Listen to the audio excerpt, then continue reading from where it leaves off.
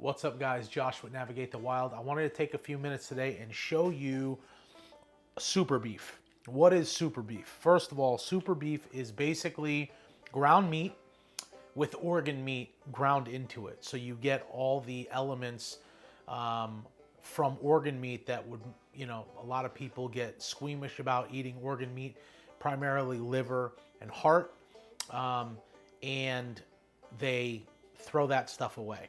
So what I'm trying to do is make it palatable. So I've seen a few people do this before. It's not original idea, but it's called super beef. And basically what you do is you make ground and you grind your organ meat right into that ground. So you're getting bits and pieces of the essential vitamins and minerals that you would get from a venison liver or a beef liver, heart as well, in your normal diet when you decide to eat some of this stuff. So traditionally what I would do is I wait till the very end, usually around the end of January, early February, for us to finish our deer season. And I save all my scrap for the end of the year. And then I do one day where I do a bulk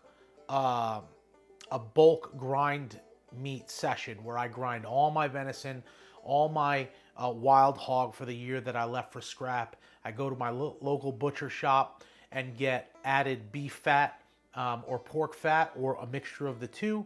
And I do an 80-20 blend, and that gives us, I think last year I ended up with about 65 pounds of ground venison and pork. I made sausage, and then we had burger and all that stuff, and we're still eating off of that, which is great. But the other night, if you watched our video on hogs, we got a wild hog, and from that hog, I kept the heart and I kept the liver. And so what I did, I don't have any scrap right now, and I didn't want to wait. I want to get this super beef into our diet. I went out to Sam's yesterday and I bought what's called a beef special trim. Okay? Beef special trim. I don't know if you can see that. Can you see that? How about that? There you go. Beef special trim. And the butcher there told me basically what this is it's stew meat. Okay? Stew meat's great. That's not what we're using it for. It's almost 11 and a half pounds of beef. I've got 5 pounds of beef fat from my butcher shop, and I've got a liver and a heart. And so I'm gonna trim all this stuff up. We're gonna put it in a butcher's bin like this, and then we're gonna put it in the fridge to dry out a little bit and get really nice and cold before we do our grind. It just goes through the grinder a lot better. So let's get started. Regardless of what meat I'm working with, I usually pat it dry to begin with. It just helps with connecting the salt to the meat, any type of binder you're going to use, and obviously it keeps it cleaner, no more blood. I'm just cutting this stuff down into bite-sized chunks. That way I can get it through the grinder nice and easy. Nothing gets bound up. We want to make sure everything flows really nice and smooth. This butcher bin is going to wind up holding all of our meat, fat, and organ meat. Now we have our wild hog heart, not that big. And we've got our liver, and I might not even use all of this, but I wanted it all at my disposal. Okay, so we're going to cut this up. And there's a membrane on this that we want to peel off before we chop it up. It's going to look like an episode of Dexter if you're from that era, okay? So let's just get in there and chop it up. I cap the heart in the woods. I cut out all the ventricles that usually ride on the top, and there's usually thick blood coagulated on the inside. I clean all that stuff up. A lot of people cut all this white off, but again, we're going to grind it all, so it's fine, not a big deal. I had a really hard time getting the membrane off of the liver. I wasn't totally sure why, so what I wound up doing is cutting it up into larger sections and using a fillet knife to just try to trim off the top. It was not ideal. It wasn't my favorite job. I've done it easier with beef livers and venison livers, but for whatever reason, I just have a harder time. I cut these white parts away, as well as some of this other stuff, and just used what I could. This is the first time we've ever done this. It's not that big of a deal. We fillet off the top, chopped it up into small pieces, and then went ahead and mixed it in really good with our grind meat and our fat. This episode of Super Beef is powered by my Worksharp 2.0. So now what we're gonna do is we're gonna cut up some beef fat. I've got some pork scrap here that I'm gonna add some to as well, but for the most part it's all gonna go in there and then into the fridge to dry out a little bit. And I just get my beef fat from a local little family-owned grocery store. I used to be able to get it from larger chain grocery stores, and then they stopped doing it for whatever reason, so I can't get it from them. So for every 4 pounds of beef that you have, you want to add about a pound of fat. Okay, and that gives you roughly an 80-20 grind ratio. Okay. Now we're going to mix this up real good and put it in the fridge and set up the grinder. All right, guys, we are at the grind process, the first grind process of the SuperBeef. So the first thing I do is take my discs, my grinder, my blade, and I put them in the fridge to get them as cold as possible.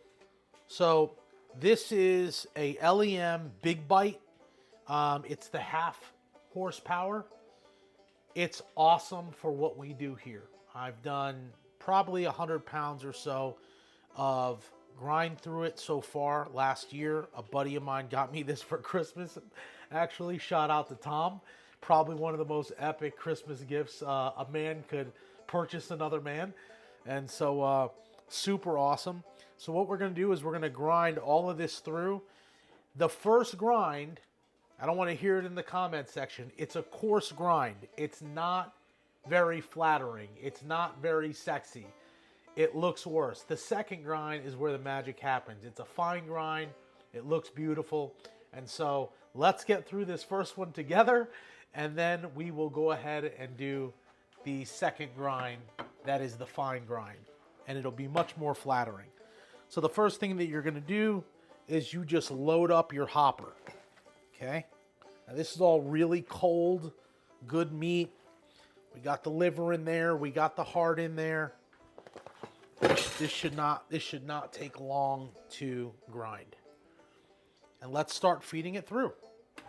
I just usually keep my hand here just in case you get anything flying through. This half horsepower does a really great job, and so it's pretty forceful in getting the meat through. And I'm not putting my hands in there. I'm just getting it to the top, and it's falling down and going through. So very careful here. Just going to move all that forward. And because it's nice and chilly, that meat has no problem grinding.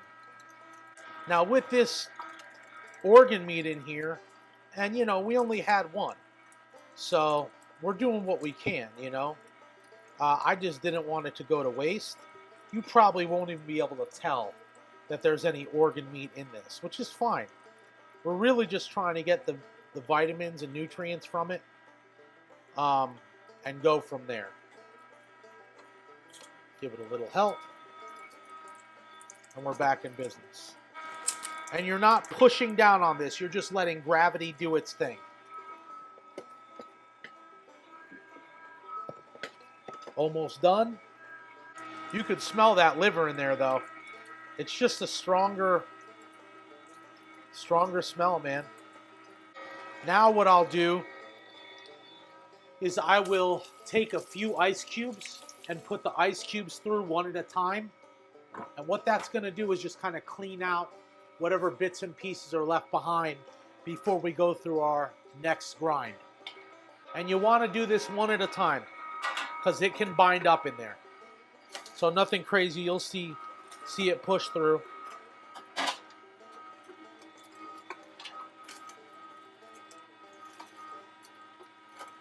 Starting to just clean it out. It gets more white. There you have it. That's the first grind. That's considered the coarse grind. So I'm going to mix this up with my hand a little more, and then we're going to get it through on the fine grind, and that's where the magic happens. It looks beautiful.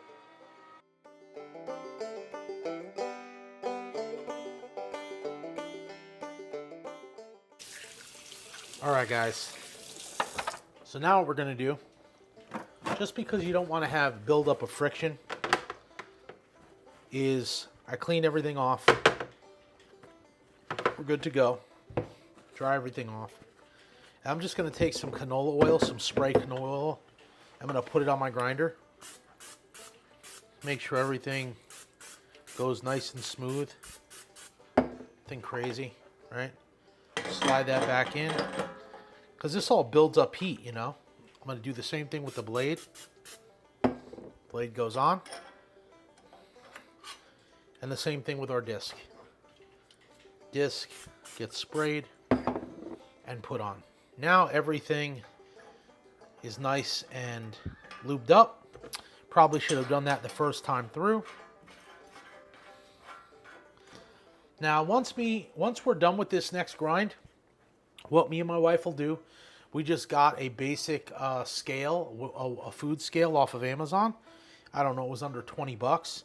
And we will, for our family, we will measure out about a pound of beef, you know, per. So if I have any left over and it's like a pound and a half, pound and a quarter, it's not a big deal. But we're going to stick to about a pound to begin with.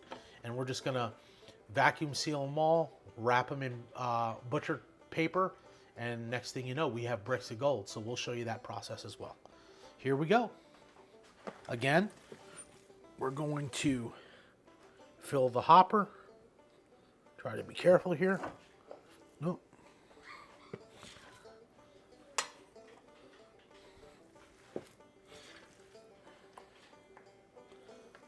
Dropping this all over the place.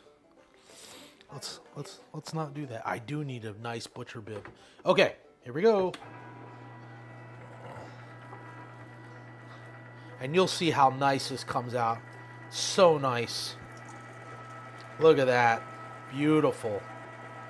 That's really where the magic happens. And every once in a while you can see those little trace elements of liver in there. It's going to cook up great. Again, you're just letting gravity do its thing. You want to sneak this into your kids' food, you know, taco night or spaghetti night or whatever. It's a great way to get good vitamins and nutrients into their diet as well, without them making a big stink over it. It's tedious, but man, it's so worth it at the end of the day when you know you've provided great quality meat for your family.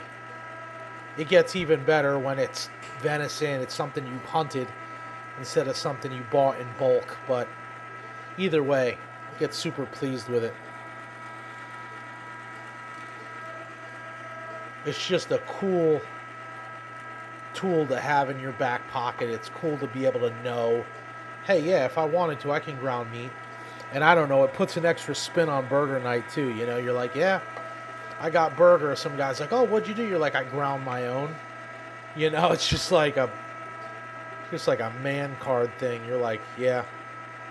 Would you buy something at the store? No, I ground it myself.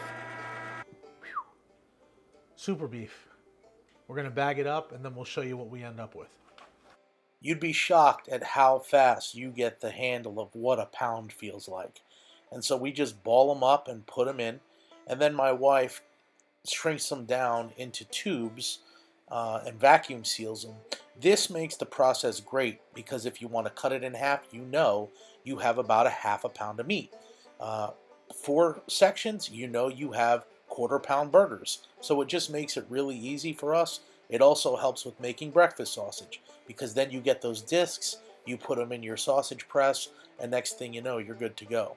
That's SuperBeef for you.